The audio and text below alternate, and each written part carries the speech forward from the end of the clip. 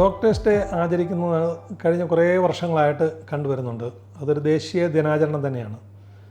എനിക്ക് പറയാനുള്ള ഡോക്ടേഴ്സ് ദിനാചരണം ഇന്ന് സമൂഹം ഏറ്റെടുത്ത ഒരു കാര്യമാണ്. അല്ലാതെ ഡോക്ടേഴ്സ് ആഗ്രഹിച്ചുകൊണ്ട് ഡോക്ടേഴ്സിനെ ആദരിക്കുന്ന ഒരു ദിനമൊന്നുമല്ല.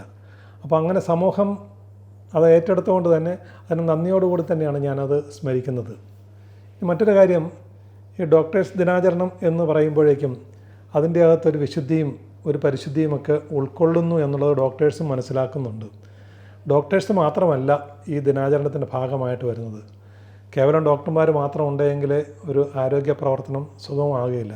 ഒരാശുപത്രിയിലായാൽ നേഴ്സുമാർ, ഫാർമസിസ്റ്റുകൾ, ധാരാളം ടെക്നിക്കൽ സ്റ്റാഫ് അംഗങ്ങൾ, അതുപോലെ തന്നെ ധാരാളം ആരോഗ്യ പ്രവർത്തകർ, ഫീൽഡ് സ്റ്റാഫ് എന്നിവരുടെ ഒരു കൂട്ടായ പ്രവർത്തനം കൊണ്ടാണ് ആരോഗ്യരംഗം ഇന്ന് ഇത്രയേറെ വളർച്ച പ്രാപിച്ചതും അതുപോലെ രോഗികൾക്ക് കൃത്യമായ കാര്യങ്ങൾ ചെയ്തു കൊടുക്കുന്നത്. അതുകൊണ്ട് ഡോക്ടേഴ്സ് ദിനാചരണത്തിൻ്റെ ഭാഗമായിട്ട് ഞാൻ ഈ സന്ദേശം അല്ലെങ്കിൽ ഇതിന് കിട്ടുന്നതായിട്ടുള്ള ആശംസകൾ എൻ്റെ സഹപ്രവർത്തകരായിട്ടുള്ള നേഴ്സുമാർക്ക്, ഫാർമസിസ്റ്റുകൾക്ക്, മറ്റ് ടെക്നിക്കൽ സ്റ്റാഫ് അംഗങ്ങൾക്കെല്ലാം ഞാൻ കൈമാറുകയാണ്. കാരണം ഇത് അവർക്ക് കൂടി അവകാശപ്പെട്ടതാണ്.